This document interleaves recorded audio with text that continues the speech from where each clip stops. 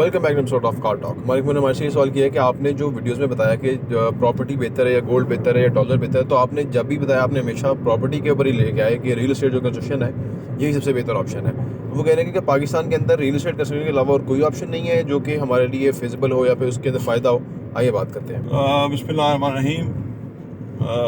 देखिए जी, मुझे बहुत शौक़ है कि मैं ये जो गारमेंट्स इंडस्ट्री है ये चीज़ें बने, हम दुनिया में एक्सपोर्ट करें और पैसा कमाएं, कुछ भी हम बनाएं और दुनिया को भेजें और पैसा कमाएं।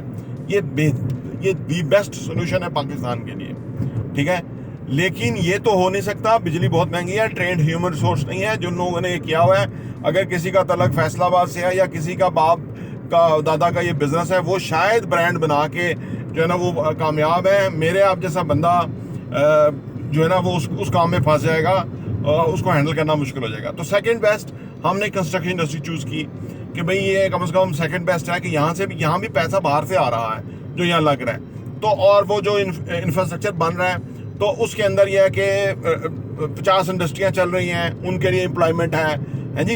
ये जो आप देखें ना कौन सी है, वुड वर्क है, उसके अंदर विंडोज़ हैं, यूपीवीसी आजकल यहीं पे बन रहा है, यूपीवीसी प्रोफाइल उसकी विंडो बनती है, ठीक है जी। स्टील है, उसके अंदर हार्डवेयर है, उसके अंदर पेंट है, उसके अंदर तारें, बिजली यहीं बनती है और वो यहाँ पे लगती हैं जी। हर बिल्डिंग के अंदर करोड़ों रुपए के जो ना ये मटेरियल यूज़ होते हैं, ठीक है।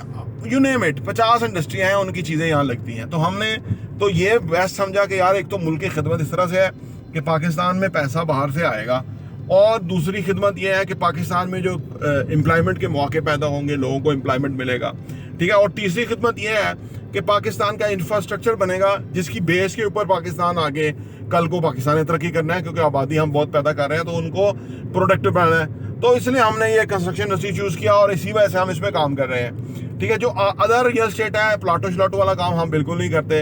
हमें पता है कि वो बिल्कुल पैसा ब्लॉक रहता है। यहाँ पे तो पैसा आता है तो उससे एक एक्टिविटी जनरेट हो जाती है और उस एक्टिविटी से फर्दर पैसा भी जनरेट होता है और लोगों को एम्प्लॉयमेंट भी मिलता है और प्रॉफिटेबिलिटी में भी इजाफा होता है, और जो खरीद लेता है उसकी एक रेंटल इनकम भी बन जाती है, ठीक है ना। तो ये बहुत बड़ा इसके अंदर ये राज छुपे हुए हैं कि ये मुल्क की खिदमत है कंस्ट्रक्शन इंडस्ट्री अगर चलती है तो, ठीक है। अच्छा, अब आपने कहा गोल्ड और डॉलर वगैरह आप नहीं मना करते हैं। देखिए पिछले 10-12 सालों से ना गोल्ड कोई बहुत ज़्यादा बड़ा नहीं है अगर आप देखें तो, ठीक है ना। अकॉर्डिंगली इस तरह जो डॉलर है वो तो गैर कानूनी सा है कि आप पाकिस्तान का नुकसान है, पाकिस्तान में डॉलर शॉर्ट है, आप डॉलर खरीद के अपनी तिजोरी में रख लें तो आपने पाकिस्तान को नुकसान पहुंचाया। मैं इसका भी कायल नहीं हूँ। तो दैट्स वाई मैं आपको रियल एस्टेट पे करता हूँ। अल्लाह करे ये 2027 में जो डैम शुरू हुए थे हमारे डैम बन जाएंगे, जो पानी से बिजली बनेगी, सस्ती बिजली होगी, इंडस्ट्री को सपोर्ट होगी।